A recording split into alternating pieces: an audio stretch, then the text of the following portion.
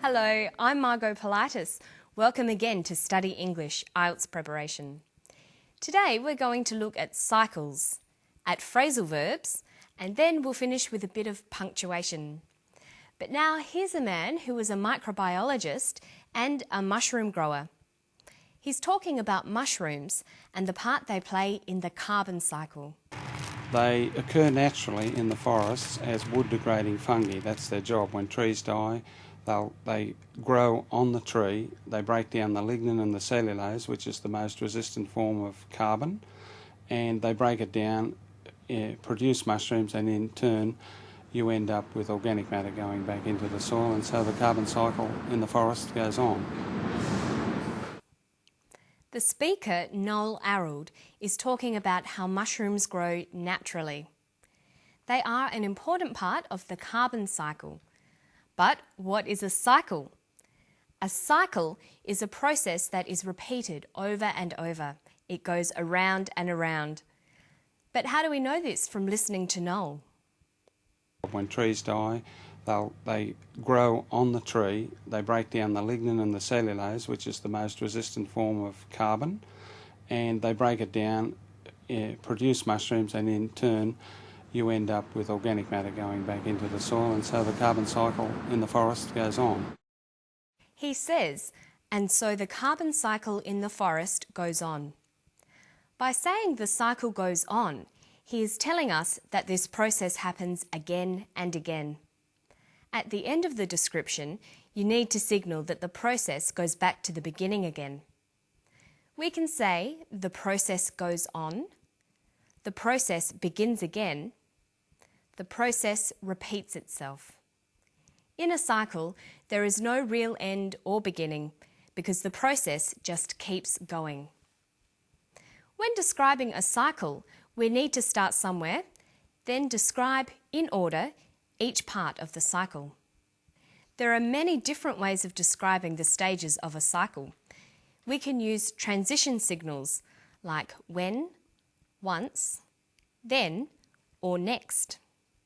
When speaking, you can also use pauses and intonation to describe a cycle. In written language, this becomes punctuation. Listen to Noel Arrold again describing the different parts of the cycle. When trees die, they grow on the tree. He says, when trees die, they grow on the tree.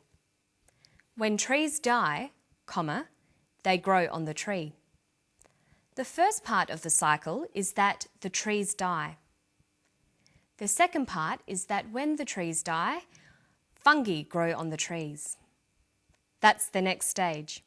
When trees die, they grow on the tree, they break down the lignin and the cellulose, which is the most resistant form of carbon, and they break it down, produce mushrooms. Okay, he says that the fungi break down the lignin and the cellulose. They break down the tree. So the third stage is that the fungi break down the tree. Fourth, they produce mushrooms. When trees die, they grow on the tree, they break down the lignin and the cellulose, which is the most resistant form of carbon, and they break it down, produce mushrooms, and in turn you end up with organic matter going back into the soil. And so he says, in turn, organic matter goes back into the soil. In turn signals the next stage of the process. In turn means next or because of that. That's the fifth stage. The organic matter goes back into the soil. And then what happens? When trees die, they grow on the tree, they break down the lignin and the cellulose, which is the most resistant form of carbon, and they break it down, produce mushrooms, and in turn you end up with organic matter going back into the soil, and so the carbon cycle in the forest goes on. The carbon cycle in the forest goes on. The organic matter helps new trees to grow again, and then those trees die. We're back to the first stage again.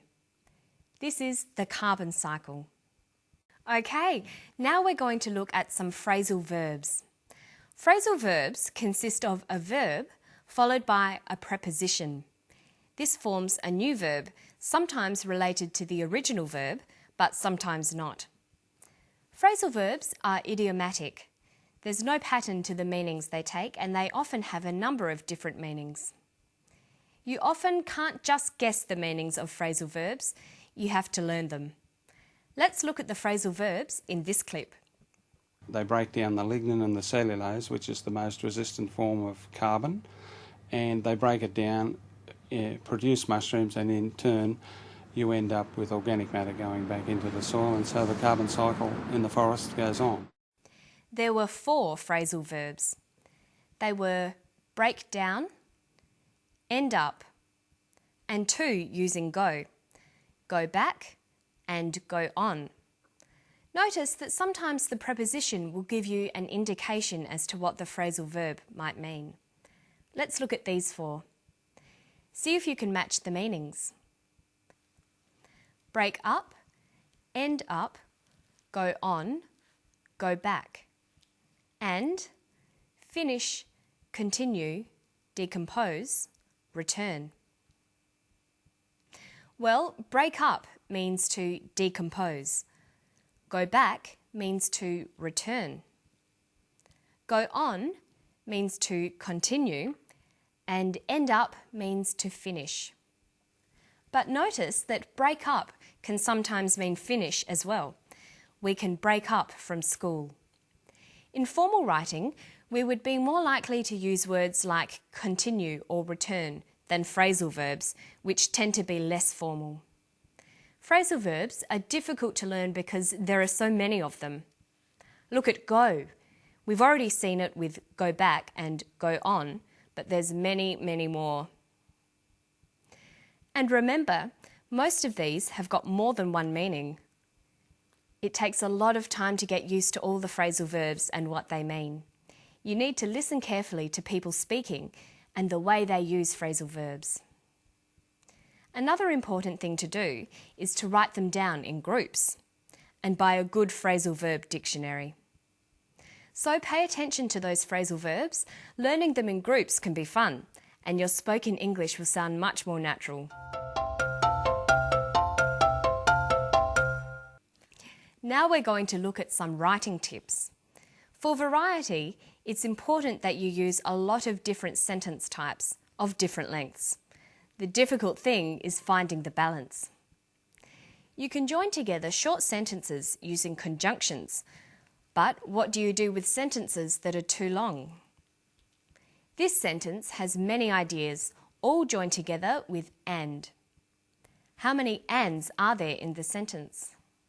They break down the lignin and the cellulose, which is the most resistant form of carbon, and they break it down, produce mushrooms, and in turn you end up with organic matter going back into the soil, and so the carbon cycle in the forest goes on.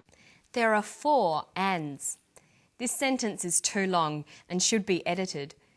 The ideas can be broken down into smaller groups and shorter, clearer sentences. There are several ways of doing this.